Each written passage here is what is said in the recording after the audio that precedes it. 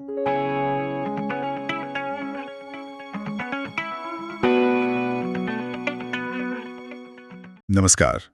आज हम एनवीडिया की नई GeForce RTX 50 सीरीज, जिसका कोड नेम ब्लैकवेल है, उस पर गहरी नजर डालने वाले हैं। हाँ, बिल्कुल। हमारे पास कई टेक पब्लिकेशंस के रिव्यूज और हमारे अपने नोट्स भी हैं, और हमारा मकसद है इन नए ग्राफिक्स कार्ड्स की सबसे जरूरी बातें समझना।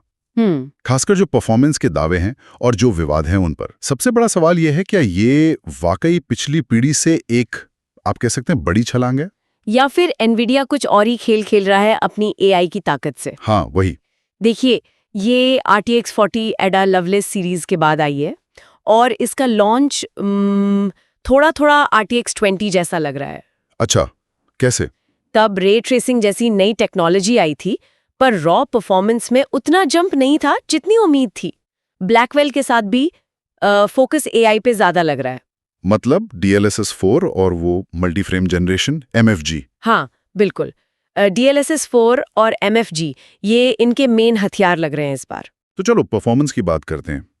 जो रिपोर्ट्स आ रही हैं वो कह रही हैं कि ट्रेडिशनल गेमिंग में, मतलब बिना AI या रे ट्रेसिंग के, हाँ, नेटिव परफॉर्मेंस में पिछली RTX 40 सीरीज से सिर्फ 20 से 35% की ही बढ़ोतरी है। हाँ, यही सुनने में आ रहा है। ये तो RTX 40 ने जो RTX 30 पर 60-80% का जंप दिया था, हाँ, उससे तो बहुत कम है। बिल्कुल कम है। और यहीं पर एनवीडिया का वो एआई वाला दाव सामने आता है।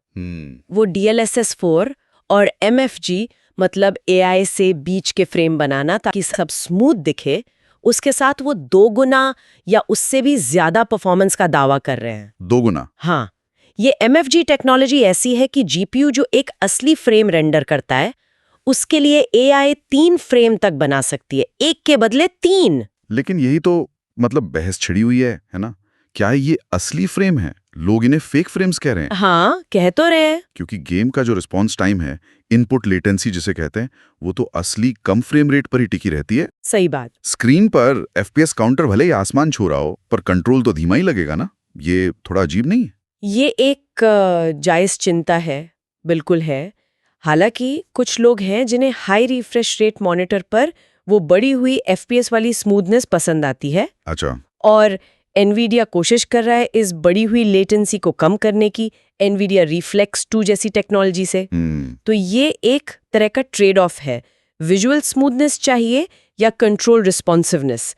ये नया बैलेंस बनाने की कोशिश है। देखना होगा गेमर्स इसे कैसे लेते हैं। आर्किटेक्चर की बात करें तो ब्लैकवेल चिप्स कंज्यूमर और डेटा सेंटर दोनों के लिए हैं, पर वो जो एडवांस मल्टी डाई वाला डिजाइन है ना, हाँ, वो सिर्फ डेटा सेंटर चिप्स के लिए है। कंज्यूमर RTX 590 अभी भी पुराने मोनोलिथिक डाई पर ही है। और इसका मतलब क्या है हमारे लिए? और एक और बहुत जरूरी बात, कंज्यूमर कार्ड्स TSMC की पुरानी 4N प्रोसेस पर बने हैं, वही जो पिछली पीढ़ी में थी। ओह अच्छा, कोई नया प्रोसेस नोड नहीं? नहीं, इसका सीधा मतलब है कि परफॉर्मेंस में जो भी बढ़ोतरी है वो आर्किटेक्चर में सुधार और डाई का साइज बड़ा होने से आ रही है, ना कि बेहतर मैन्युफैक्चरिंग प्रोसेस से। तो इसका मतलब परफॉर्मेंस प्रति वॉट वो करीब करीब पिछली पीढ़ी जैसा ही है। ठहराव आ गया है। ज्यादा परफॉर्मेंस चाहिए तो ज्यादा बिजली खाएगा कार्ड, सीधा हिसाब है। बिजली की बात चलिए तो लाइनअप में RTX 5050 से लेकर 5090 तक सब है, पर ये RTX 5090 जो लगभग $2000 का है और RTX 5080 जो $1000 का है, हाँ। इनके बीच का फासला तो जबरदस्त है। कूड़ा कोर, मेमोरी साइज, बस विड्थ, कीमत सब लगभग डबल। और परफॉर्मेंस में भी 45 से 70% तक का अंतर बताया जा रहा है। बहुत बड़ा गैप है। इसी को लोग ग्रैंड कैनियन सेपरेशन कह रहे हैं ना? हाँ, बिल्कुल, ग्रैंड कैनियन विभाजन रणनीति। ऐसा लगता है कि ये जानबूझकर टॉप एंड कार्ड पर मार्जिन बढ़ाने के लिए किया गया है। लेकिन क्या ये उल्टा पड़ सकता है? $999 में 5080 क्या लोगों को खराब डील नहीं लगी? शायद वो AMD की तरफ देखें। हो सकता है। और परफॉर्मेंस और कीमत के अलावा एक और चीज है जिस पर बहुत बहस चल रही है, VRAM। हाँ, VRAM का मामला। जो मिड रेंज कार्ड्स हैं जैसे RTX 5070, उसमें सिर्फ 12 GB VRAM है और 5060 या TI में शायद 8 GB। 8 GB आज की गेम्स के लिए? हाँ, यही तो आलोचना हो रही है। आजकल के AAA गेम्स के लिए ये कम पड़ सकता है। कौन चाहेगा कि नया महंगा कार्ड ले और फिर टेक्सचर क्वालिटी कम करनी पड़े। सही बात है। और यहाँ एक और दिलचस्प कहूँ या थोड़ी चिंताजनक अफवाह भी चल रही है, सुपर रिफ्रेश की। हाँ, वो भी है।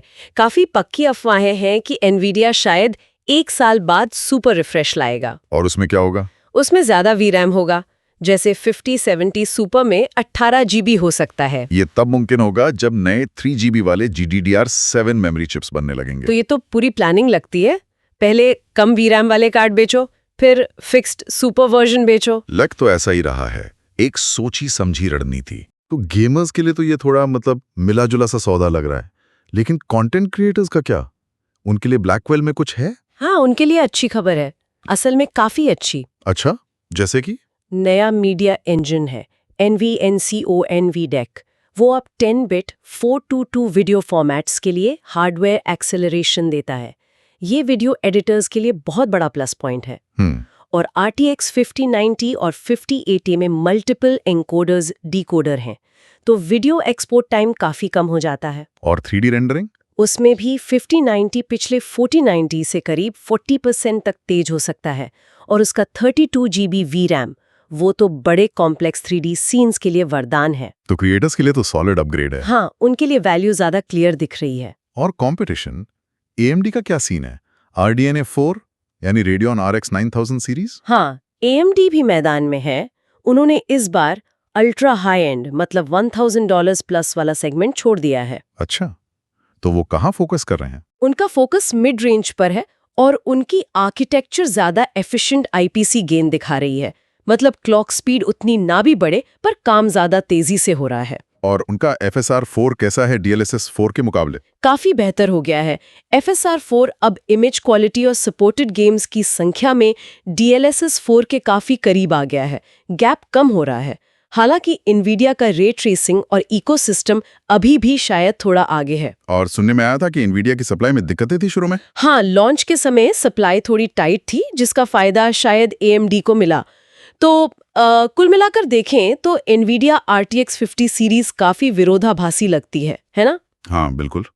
AI और कंटेंट क्रिएशन में तो दम है, पर गेमर्स के लिए नेटिव परफॉर्मेंस गेन उतने इंप्रेसिव नहीं है। और वो AI फ्रेम जनरेशन पर जो निर्भरता है, वो विवादास्पद है। तो खरीदने का फैसला किस पर निर्भर करेगा? देखिए, ये पूरी तरह यूजर की जरूरत पर है। अगर कोई टॉप टियर गेमर है या प्रोफेशनल क्रिएटर, तो RTX 5090 जबरदस्त पावरफुल मशीन है, बेशक महंगी है। और मिड रेंज वाले? मिड रेंज खरीदारों को VRAM वाली बात और वो सुपर रिफ्रेश की अफवाहों पर ध्यान देना होगा। और हाँ, AMD के ऑप्शंस को भी जरूर देखना चाहिए, हो सकता है वहां बेहतर वैल्यू मिल जाए। सही कहा। और अंत में एक सवाल छोड़ जाते हैं सोचने के लिए। जैसे जैसे AI ग्राफिक्स का हिस्सा बनता जा रहा है, क्या हमें परफॉर्मेंस की परिभाषा ही बदलनी पड़ेगी? क्या भविष्य में विजुअल स्मूथनेस ज्यादा जरूरी हो जाएगी गेम की रिस्पॉन्सिवनेस से भी ज्यादा? सोचने वाली बात है। बिल्कुल, ये एक बड़ा सवाल है आने वाले समय के लिए।